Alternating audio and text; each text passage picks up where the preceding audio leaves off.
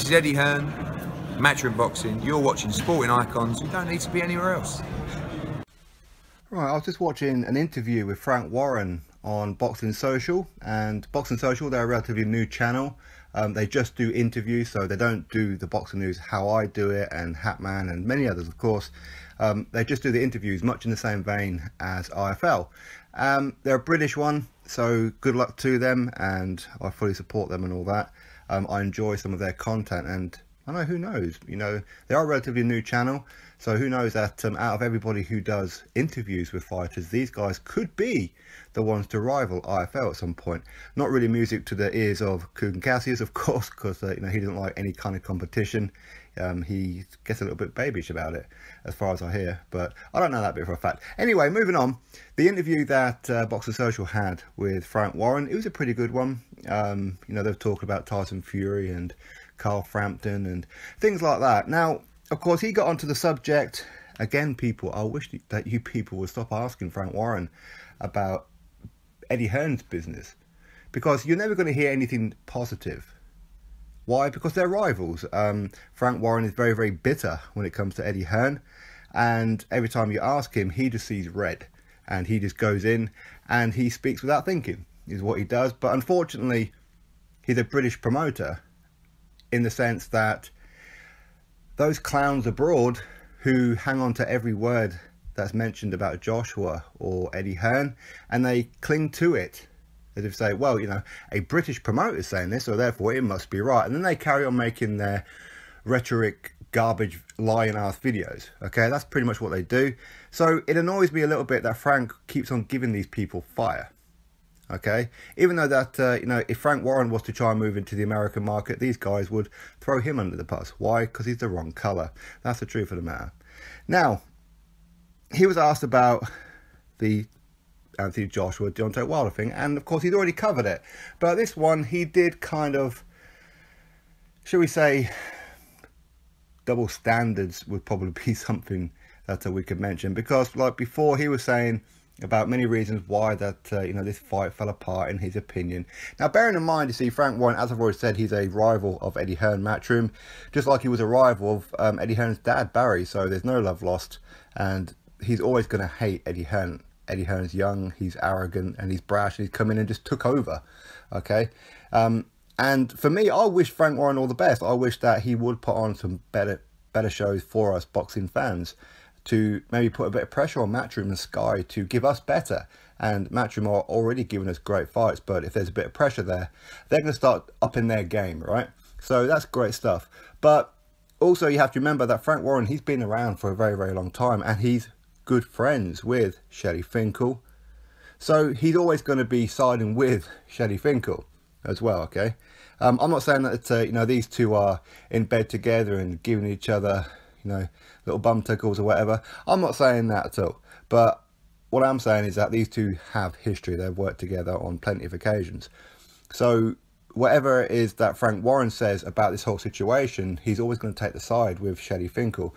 But his reasoning, and this is Frank Warren's reasoning, which totally contradicts what he said before, was that the reason that this fight fell apart isn't necessarily because there's no date and venue. He conceded on that one. So all you Eddie Hearn Joshua haters out there who keep saying, well, Deontay Wilder, why should he sign a contract? Yes, okay, fine, he agreed with the money, and he agreed in the UK, and he agreed everything else. But you guys were going on about how you don't like the fact that he should have to sign a contract with no date and venue, even though this is normal process. For most fights, it's normal process. It's just that you don't get to hear about it until it's already announced, even though the fight may have been signed a week or two previous, okay? But this was the one that they're running with. And of course, these guys will big up Frank Warren. You know, he's the best, he knows what's going on and blah, blah, blah. But he said that it's not about the date and venue, because he knows himself. He signs fights without a date and venue at some point, and then date and venue gets added a little bit later. Sometimes a date and venue will get put in first, and then they put a fight on that card, if that makes sense. So Frank Warren knew not to slip that one out. So what he said was, it's a rematch. The rematch clause is the issue, where Joshua gets a rematch if he was to beat Wilder, but Wilder doesn't get a rematch if he was to beat Joshua. And he's seen that as a big, major problem. Now, here's my answer. Joseph Parker, when he fought Joshua, he had 1 belt. Joshua had 2 belts. Parker never got a rematch. Now Joshua has 3 belts. Guess what? Wilder has 1 belt, much like Parker did. And Wilder's getting paid double what Parker did. So therefore, why should he get a rematch? Let's switch it up a little bit more. Let's look at Frank Warren fighters. Liam Smith, when he took on Saul Canelo Alvarez was not the WBO mandatory. It was pretty much a voluntary.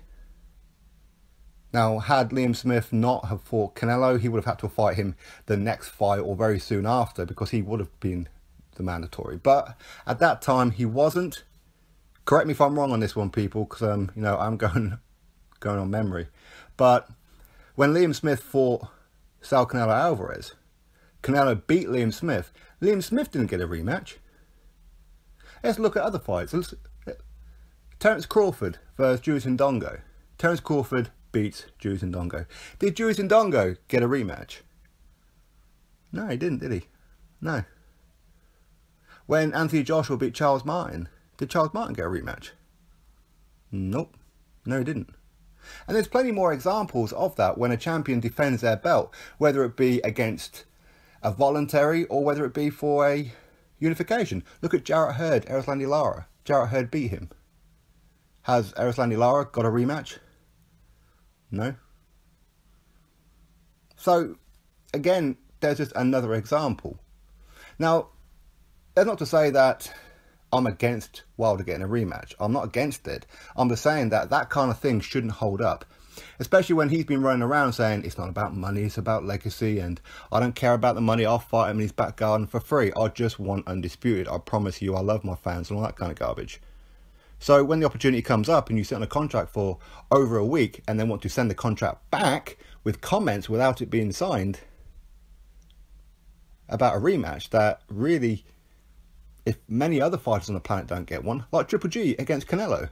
Triple G didn't have a rematch clause if he lost. You see? A side, B side. This is how it works. This is the way of the world, people, whether you like it or not. That is what it is. So, no, I mean, Wilder shouldn't have a rematch, but if he insisted on one, I mean, again, I don't have a problem with the rematch, but that shouldn't stop a fight. So in some ways, where Frank Warren is trying to take the side of Shelley Finkel, or Shirley Winkle, whatever it is you want to call him, he's almost kicked the boot in, because Shelley Finkel was going more on about, not necessarily the rematch, because they pretty much already conceded, if necessary, then we not have that. But the date and venue is a problem. But you see, Frank Warren has confirmed that date and venue should never, ever be a problem. As long as you know that the fight is next, for both fighters, it's not a problem. And you know the rough time, which would be October in Cardiff. So Frank Warren, where he's tried to give the boot to Eddie Hearn to defend Shelley Finkel, he's actually kicked in Shelley Finkel on this one, because he's proved that a rematch isn't really necessary, even though he's tried to say that, you know, he's champion, he should get it. When there's many fights in history, his own fighters have been there many times and not had it. When Billy Joe Saunders defeated Andy Lee, did Andy Lee get a rematch? No, he didn't. So, again, just another example. But anyway, of course, I mean, I'm not saying that if there's a mandatory, then you should get a rematch, because no. You know, say for example, Joshua against Takam. Okay, that was a mandatory. And had Takam beaten Joshua, there wouldn't have been a rematch. Well, there shouldn't be a rematch. So for mandatories, yeah, I mean, I can see no. Champion against champion, hey, fair enough. But if Wilder is deserving of a rematch, even though he's done nothing himself except embarrass himself and embarrass that WBC title and embarrass all the fans who keep having to come up with excuses all the time to try and shine this fake light on Joshua and Eddie Hearn, to try and make it look like, you know, deflect the blame, even though it's obvious to any logical people that where the blame lies. So Frank Warren, you know, you tried, mate, you did try. I wish you wouldn't try, because you and Eddie Hearn should really be working together. I'm not saying be best friends or anything like that, but for British boxing, do it. You know, you speaking bad about Eddie Hearn isn't going to convince anybody. All this does is just give a little bit of feed to those who hate Eddie Hearn and Joshua already. It gives them more reasons to make videos. Then I have to make reasons or videos to give the true reasons to counter these clowns. Don't particularly want to be doing it. So Frank, be a good stand-up lad. Stop talking about Eddie Hearn. Boxing Social, I wish you all the best. Stop asking him about Eddie Hearn. IFL, stop asking him about Eddie Hearn. Michelle Joy Phelps, Seconds Out, all these kind of ones who just do interviews. When you speak with Frank Warren, do not ask him about Eddie Hearn, because you're never going to get anything positive out of it. Maybe, I don't know, you just want the headline for your video, much like this one. Just think about it. Anyway, drop your thoughts below, click that thumbs up, subscribe, catch you all on the next video.